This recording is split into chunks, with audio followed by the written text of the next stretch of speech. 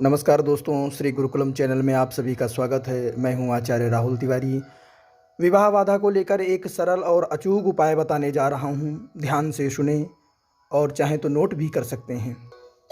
यह उपाय लड़के व लड़कियां दोनों ही कर सकते हैं और इसकी खासियत यह है कि 90% केसेस में 16 गुरुवार के भीतर ही परिणाम देने वाला है। तो आपको करना क्या है, ध्यान से सुनिए। 16 गुरुवार आपको व्रत करना है, उपवास करना है। उपवास में भूखा रहने की कोई भी ज़रूरत नहीं है। जब भी आपको भूख लगे आप फल खा सकते हैं, दूध पी सकते हैं, ड्राई फ्रूट्स ले सकते हैं। इसके अलावा आपको तली हुई चीज़ें बिल्कुल भी नहीं खानी है। किसी भी तरह का अनाज आपको नहीं खाना है, नमक भी आपको नहीं खाना है, चाहे वो व्रत का हो या साधारण। जो मैंने सजेस्ट किया है केवल वही खा सकते हैं। और एक बात खास है कि रात को सोने से पहले आपको केसर मिश्रित दूध जरूर लेना और पूरे दिन के अंदर आपको केले के वृक्ष के पास जाकर पूजा करनी है। केले का वृक्ष अगर आपके घर पे या आस पड़ोस ना हो तो एक गमले में भी लगा सकते हैं, बड़ी ही आसानी से उपलब्ध हो जाएगा। और आपको करना क्या है, एक लाल या पीला धागा लेना है जो भी उपलब्ध हो और उसे केले के वृक्ष में बांध देना है। एक गिलास में जल और हल्दी डाल करके मिला लीजिए और उसे केला के ऊपर चढ़ा दीजिए। इसके बाद गाय के घी का दिया भी लगाना है। और एक इम्पॉर्टेंट टिप्स है कि 2-4 मुनक्के भी चढ़ाने हैं। मुनक्के मतलब ड्राई फ्रूट्स, बड़ी वाली किस्में। उसके बाद धूप दीप दे करके पूजा करनी है, प्रार्थना करनी है। और यह पूजा आप सुबह या शाम किसी भी टाइम कर सकते हैं जब आपको समय मिले। और हाँ, लड़कियों के लिए खास बात यह है कि जब अशुद्ध की स्थिति हो तो उस टाइम पूजा नहीं करें, लेकिन उपवास जारी रखें।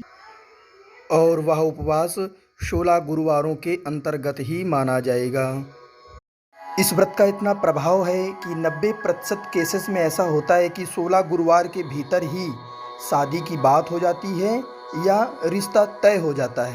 और जब प्रभु की कृपा से आपका विवाह हो जाए तो अपने जीवन साथी के साथ किसी भी एक गुरुवार को, हो सके तो प्रथम ही गुरुवार को शीघ्रता से कर लेना चाहिए। उद्यापन उद्यापन में केले के वृक्ष का भी पूजन करना चाहिए। और ज़रूरी नहीं है कि उद्यापन कोई बड़े स्तर से किया जाए। उद्यापन में आप किसी भी मंदिर में जाकर के प्रसाद चढ़ा सकते हैं और लोगों में वो प्रसाद वितरित कर सकते हैं। और घर में ब्राह्मण भोजन या कन्या भोजन भी करा सकते हैं। जो तरीका आपको सुलभ लगे वो आप कर सकते हैं। और उद्यापन वाले दिन भी आपको उपवास रखना ज़रूरी है। लड़कियों के लिए खास बात यह है कि वो उद्यापन अपने मायके में आकर के ही करें।